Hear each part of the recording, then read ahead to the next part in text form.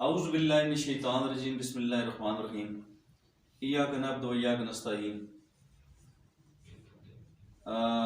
सबसे पहले तो मैं मुबारकबाद देता हूँ स्पीकर क्लब को कि उनकी जुल्फ़ों के असीर पूरे मुल्क में होने लगे हैं। जनाब सलीम साहब दीर से तशरीफ लाए आपको फॉलो करते हुए, और एक अच्छी नीयत से इस तरह के लोग मेरे ख्याल में बहुत कम रह गए हैं। उसमें इन्हीं को देखते हुए बड़े अच्छे से लोग हमारे मुल्क के अंदर मौजूद हैं, जिनको अदब से प्यार है, जिन्हें स्टडी से प्यार है, जिन्हें किताब से प्यार है। और आजकल की इस जदीद दुनिया में इन बच्चों को मैं सलूट करता हूँ कि वही चीज़ें कहीं ज़्यादा बढ़ के इस पे सोशल मीडिया पे भी आ गई हैं। इस मोबाइल का एक मुस्बत इस्तेमाल भी हो रहा है। जहाँ मुस्बत होते हैं वहाँ पे कुछ चीज़ें नेगेटिव भी होती हैं, वो हर जगह पे होती हैं, उनको हमने रद्द करना है। तो बहरहाल काफ़ी इनके यहाँ आने से बड़ा अच्छा लगा, खुशी हुई, और हमें ये लगा कि ये हमारा जो स्पीकर क्लब है बहुत ज़्यादा माशाल्लाह ग्रूम कर रहा है। अच्छा, वो लोगों को काफ़ी एजुकेट कर रहा है, काफ़ी लोगों को अप्रिशिएट कर रहा है, और ऐसे ऐसे खूबसूरत बच्चों को, नौजवानों को पाकिस्तान की इस मुस्तकबिल को काट छांट कर रहा है, बना रहा है। तो दोस्तों, सबसे पहले तो मैं सलाम पेश करता हूँ तमाम हाज़रीन को। मैं आमन सरदार, तमास सईद, बुखारी साहब, इब्राहिम साहब, नईम, और बिलखुसूस हमारे गेस्ट सलीम साहब, ये सबको अस्सलाम वालेकुम। और आफ्टर दैट कि चंद गुज़ारिशात आपके सामने रखूँगा। सबसे पहली बात तो ये ज़हन में रख लें कि ये हज़रत इंसान जो है, ह्यूमन बीइंग, ये अल्लाह ताला का बहुत लाडला है। ये बात अपने ज़हन में रख लें कि ये हज़रत इंसान इतना लाडला है, इतना इससे प्यार है अल्लाह ताला को, इतनी खूबसूरत तख्लीक है रब की कि जो इसको लाडला रखेगा वही कामयाब होगा। पहले अपने अजान में ये बात रख लें। वो इस तरह कि जब फरिश्तों को हुक्म दिया गया कि सजदा करें, इब्लीस ने नहीं किया तो वो क़यामत तक लानती हो गया। सजदा करवा के तो ये साबित कर दिया कि ये हज़रत इंसान अल्लाह को बहुत लाडला है, और अशरफुल मखलूक़ात होने के साथ साथ इसको अक्ल दे के कुछ जिम्मेदारियाँ इस पर डाल दी। जन्नत और दोज़ख का जो कॉन्सेप्ट, सारी चीज़ें बता दी। अच्छा करोगे तो मान जाओगे, बुरा करोगे तो ये होगा, सारे रास्ते बता दिए।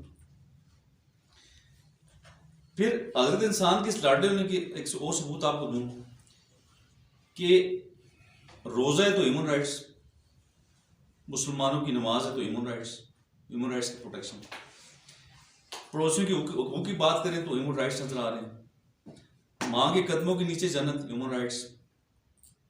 बाप जन्नत का दरवाज़ा, ह्यूमन राइट्स की प्रोटेक्शन।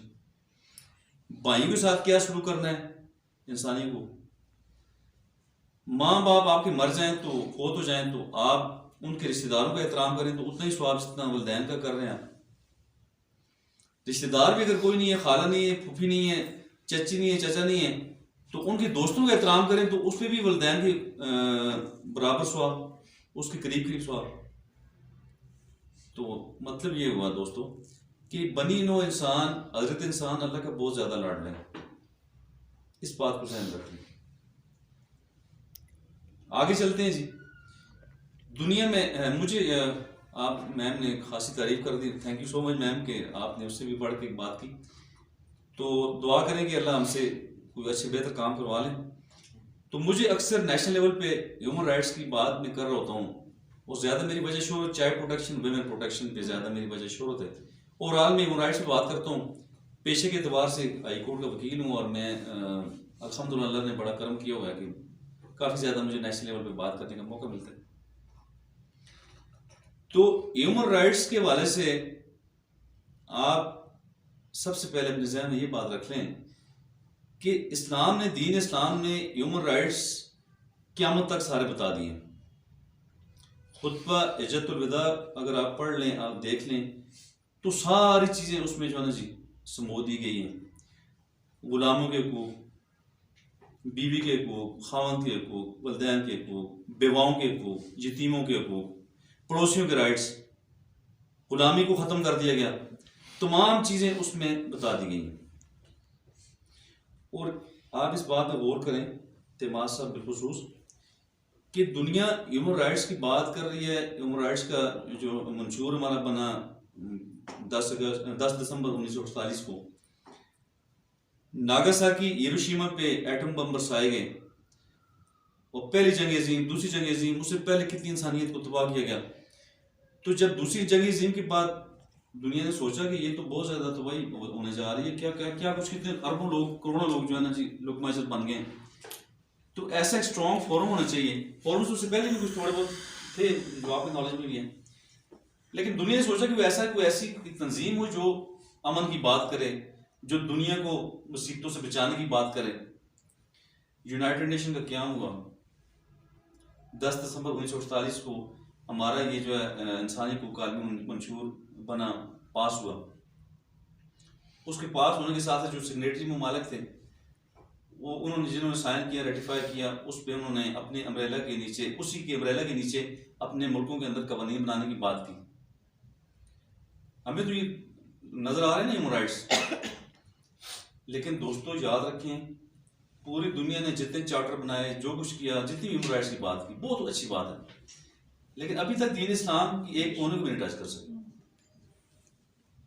जिस पूरे हॉल की एक कुर्सी है ना वो सामने पड़ी, अभी तक उस कुर्सी को भी टच नहीं कर सके कि ह्यूमन राइट्स जो दीन इस्लाम ने सारे बता दिए, सारी बात उधर वहां पे पड़ी है।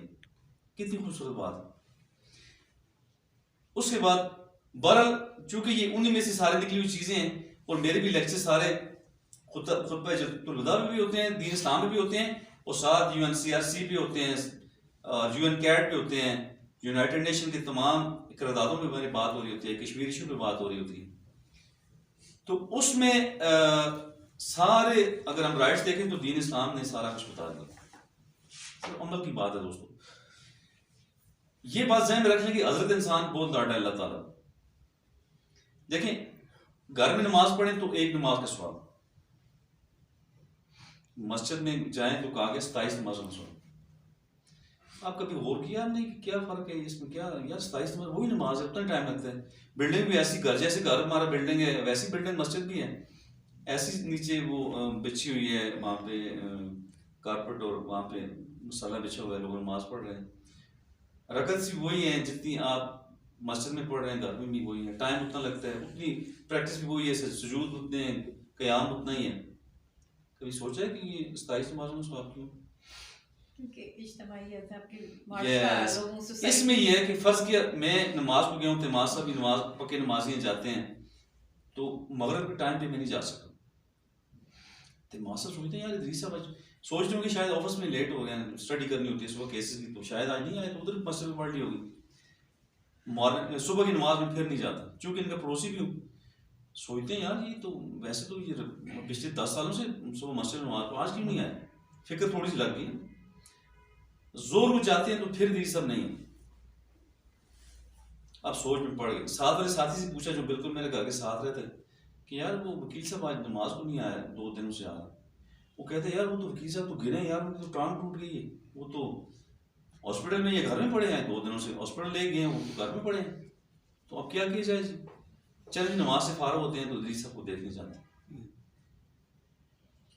अकेले नहीं जाते, साथ एक बंदा दूसरा साथी नमाजी है, कहते चलें जी इदरीस साहब को देख कर।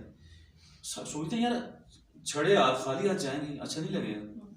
दुकान है, साथ स्टोर है, वहां से अंडे लेते हैं, दूध लेते हैं, डब रोटी लेते हैं, कुछ लेते हैं, दूसरा भी 1-2 चीजें ले लेते हैं। कहते हैं यार मैं भी खा लेंगे जाऊँ। जाते हैं तो हो सकते हैं 2 दिनों से इदरीस अवाम के बच्चे भूखे हों और उन्होंने खाना नहीं खाया। सामने लग रहा है जी हाईकोर्ट का वकील है ना, पैसे कमा रहे, हो सकते उन 4 दिनों में 6 दिनों में उस बीमारी भी इतना लग गया है, कुछ जमा पूंजी है ही नहीं है, लाने वाला तो कुछ लाने वाला नहीं है। इदरीस साहब अकेले बंदे हैं, बेटा घर में नहीं है, बहन भाई कोई नहीं है, तो वो बच्चों ने किचन में छुप के उन्हीं अंडों से नाश्ता किया या लंच किया या डिनर किया, और उसी दूध से उनको मेहमानों को चाय बना के दी गई, दूसरे मेहमानों के लिए बच गया। तो ये है ह्यूमन राइट्स, ये है इंसानियत की बका और ह्यूमन राइट्स, और ये है आपकी नमाज ह्यूमन राइट्स। 27 नमाजों में सवाब वैसे नहीं है, ठीक है। रोजे में आप को कहा गया आंखों का रोजा रखना, कानों का रखना, जुबान का रखना, सिर्फ भूख और प्यास बर्दाश्त नहीं करना, कि हर चीज को कंट्रोल में रखना, मैशियत कंट्रोल में रखना, नवाला हलाल का खाना। नवाला हलाल का खाए तो लोग आपके शर से महफूज हो जाएंगे। मैं आराम कमाता हूँ, मैं मैम से 50,000 मेरी फी बनती है, मैं ₹1,00,000 पेट्रोल लेता हूँ तो आराम खा रहा हूँ, तो ये मैम से का नुकसान हो गया। 50,000 रुपये मैम कर्ज लेके आई है पड़ोस में से, ज्यादती हो गई ना। तो लुक़मा मैंने हलाल किया तो लोग मेरी शर से महफूज हो गए। आंखों की हिफाजत की तो गैर महरम की नजरों से खवातीन लोग महफूज हो गए। कानों की हिफाजत की, लोगों को मना कि यार फलां की बात ना करो, फलां के पीछे बात ना करो, शर से महफूज। कौन महफूज हो रहे हैं? ह्यूमन बीइंग, सारे इंसान महफूज हो रहे हैं, ह्यूमन राइट्स। सदका फितर को देखें, सख्ती से कह दिए कि मेरी मस्जिदों को गुनाह आना जब तक सुबह सदका फितर अदा ना करो, सख्ती से कह दिए, ह्यूमन राइट्स। क्योंकि उसमें गरीबों की वो खुशियां छुपी हुई हैं। जो आपने खूबसूरत लिबास ईद वाले दिन पहने हैं, सुबह खुशबू लगाई है, नहा धो के मस्जिद पहुंचे हैं तैयार हो गए, तो गरीब के बच्चे को भी उसी तरह तैयार होना है ना। गरीब के बच्चे को, गरीब को रिज़्क पहुंचा के सवेरे उनका सदका फितर अदा करके तब मेरी मस्जिद में आओ, ह्यूमन राइट्स की प्रोटेक्शन। अब आगे चलते हैं, चूंकि बात बहुत लंबी हो जाएगी, टाइम की भी किल्लत है, मैम ने बात करनी है।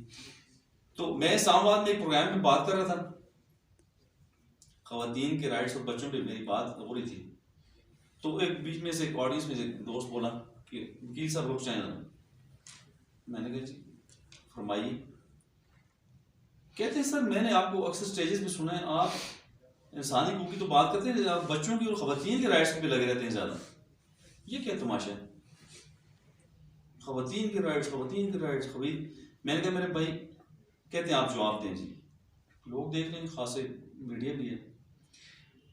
मैंने कहा मेरे भाई कि खवातीन के राइट्स और बच्चों के राइट्स पे इसलिए जोर देता हूँ कि इस पे हमारे दीन इस्लाम ने जोर दिया। इसलिए जोर देता हूँ कि ये वल्नरेबल ग्रुप है। खवातीन और बच्चे वल्नरेबल ग्रुप वो है जिसको अपनी हिफाजत करवाई जानी मकसूद हो। मर्द है ये वल्नरेबल नहीं है, इसके भी राइट्स हैं, उसी तरह इक्वल फुटिंग पे राइट्स हैं। खवातीन और बच्चों की बात थोड़ी ज्यादा इसलिए की गई है कि ये वल्नरेबल ग्रुप, हम बिल्कुल रिलैक्स बैठे हुए हैं, मैम पर्दे में रिलैक्स बैठी हुई है, वल्नरेबल ग्रुप। हमने अगर इस वक्त इस्लामाबाद या कराची हमें निकलना पड़ गए तो हम अकेले जा सकते हैं, पैसे पकड़े और गाड़ी में बैठे, जहाज में टिकट करवाए चले। मैम को अपने बेटे को साथ लेके जाना पड़ेगा, अपने भाई को, हस्बैंड को लेके जाना पड़ेगा। मैम ठीक है, ऐसे ही क्यों लेके जाना पड़ रहा है? मैम का अक्ल फहम भी हो सकता है मुझसे भी ज्यादा है, मैम के पास पैसा मुझसे भी ज्यादा है, लेकिन मैम जो है ना, मैम को अपने साथ एक साथी बेटा हिफाजत के लिए ना सही, लेकिन अखलाकी तौर पे थोड़ा सा सेटिस्फाई रहने के लिए, थोड़ा तहफ़्फ़ुज़ में रहने के लिए जरूरी है। हमारी लिमिटेशंस क्यों? इसलिए ये कमजोर नहीं है मैम को अल्लाह ताला ने एक्स्ट्रा फैसिलिटी प्रोवाइड कर दी। हम अपनी बच्ची को दुकान पे सौदा लेने के लिए नहीं भेजते, कोई नहीं भेजता। सर आप नहीं भेजते? नहीं भेजते, कोई भी नहीं भेज, मैं भी नहीं भेजता। इसलिए हमें पता है कि बाहर दरिंदे हैं, भेड़िए हैं, आए रोज बच्चों में जिस ज्यादतियां हो रही हैं, ये ज्यादती ना भी होती तब भी कोई नहीं भेजता। क्यों? हम चाहते हैं साथ दूसरा बच्चा चल जाए, वो बेटा आप भी जाओ साथ, बहन भी अकेली ना जाए। चूंकि हम शर से उसे महफूज रख रहे हैं, हम उसे बिल्कुल महफूज देखना चाह रहे हैं, वो हमारी बेटी, हमारी बहन, हम महफूज रख रहे हैं। लड़के को भेजते जाओ यार, भागते हैं अकेले में चीजें उठा के, वो दिया, चूंकि वो अपनी हिफाजत खुद जानता है, उसे कोई खतरा नहीं।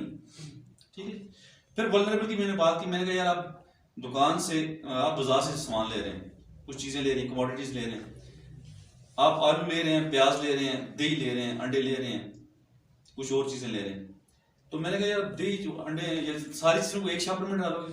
वो कहते हैं नहीं सर, अंडों को अलग से रखूंगा और दही को अलग से रखूंगा। मैंने कहा क्यों? कहते सर अंडे की किसी चीज से टच हो गए तो टूट जाएंगे, और आलू प्याज वल्नरेबल नहीं, ये मर्द है समझ नहीं।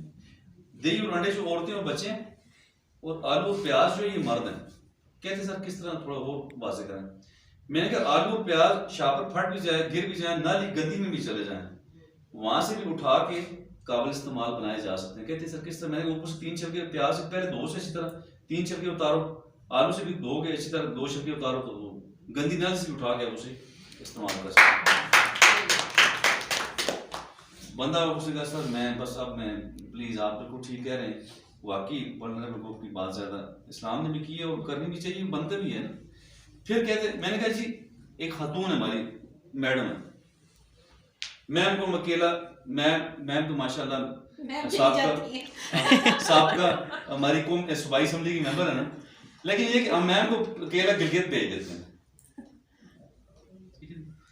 तो खुदा ना खास्ता मैम की अभी शादी नहीं हुई, मैम 18-19 साल की हैं, मैम जब गिलगित से वापस आएंगी तो लोग कहेंगे नहीं नहीं यार, अब हम रिश्ता नहीं मांगती है, गिलगित में घूम फिर के आएंगे, क्या करते ऐसे ही हम रिश्ते नहीं मांगते बच्ची का।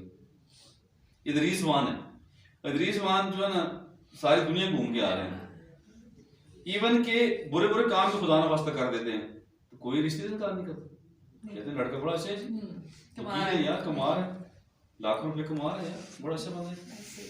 तो ये है वो वल्नरेबिलिटी दोस्तों, जिसकी वजह से दीन इस्लाम ने खवातीन और बच्चों की बात की है।